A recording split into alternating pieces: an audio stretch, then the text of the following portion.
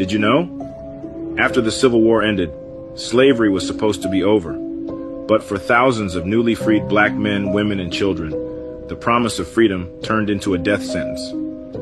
In Natchez, Mississippi, there's a place called the Devil's Punchbowl, a deep natural pit surrounded by high bluffs and steep walls.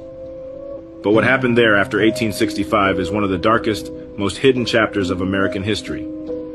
When enslaved Africans were finally freed, thousands fled to Natchez hoping for safety, protection, and a new life. Instead, the Union Army, yes, the same army that supposedly fought for their freedom, forced over 20,000 of them into concentration camps inside the Punchbowl. They were not allowed to leave.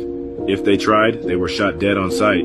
They were starved, overworked, and left to rot in inhumane conditions. Thousands, especially women and children, died in that pit. There were no proper burials, just mass graves. Today, that land is considered a preserve. It's rich with wild peach trees that only grow within the Punchbowl. The soil is said to be fertile, fed by the bodies of our ancestors who were dumped and buried there without dignity, without names. Locals say the peaches are sweet, but nobody eats them. Not out of superstition, but out of respect. Because the fruit that grows there was watered by the blood, bones, and suffering of freed black people who were never truly freed.